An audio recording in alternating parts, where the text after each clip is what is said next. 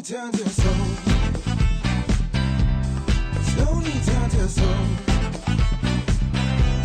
Slowly turns your soul. Самокат кичинекей балдар үчүн гана деген түшүнүк артта калды.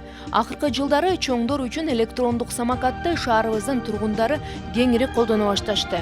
Бактияр Кожокеевдин айтымында бир жылдын ичинде 60 миңден ашуун адам самокатты колдонгон. Оюн, зоок, сейилдөө жана зарыл жумушу бар жарандар, окуусуна шашкан студенттер самокатты тандашат. Потому что только человек с 18 лет... Это международный стандарт, да? Это международный. Эл аралык стандарт боюнча электрондук чоңдор үчүн самокатты 16 жаштан баштап колдоно берсе болот. Бирок биз 18 жаштан гана колдонууга уруксаат бердик.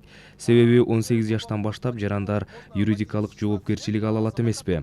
Бул самокаттарды шаар ичине 1 жыл мурун жүгүртүүгө бергенбиз. Албетте, биринчи айларда самокат маданиятын көбү түшүнбөй, тээп келип, ыргытып, уурдап, каналга таштап койгондор да болуп жатты. 17 лет. Бишкек дүйнөдөгү тез өнүгүп келе жаткан шаарлардын катарына кирет. Экологиялык жактан коопсуз транспортты колдонуучулардын саны күндөн күнгө өсүүдө. Аны менен катар самокат менен болгон жол кырсыктары катталган. Самокат менен Панфилов эс алуу жайында, Эркиндик бульварында жана башка жөө басып сейилдеген аймактарда төбүүгө болбойт.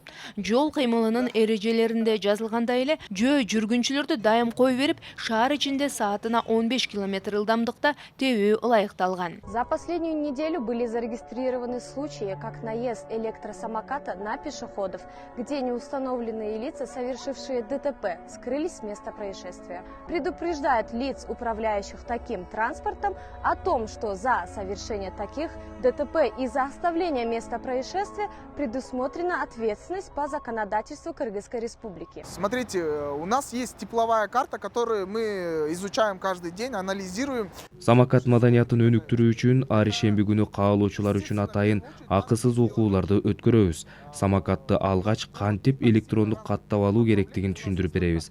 Анан практика жүзүндө айдап көрсөк болот. Советская по Юсупу Абдрахманова.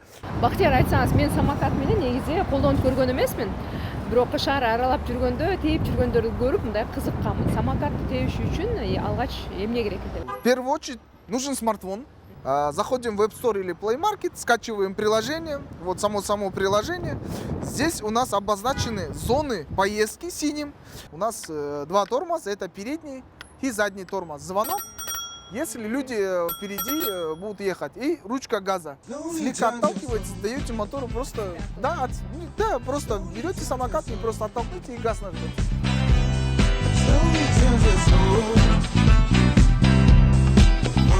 Эми бысымылда деп.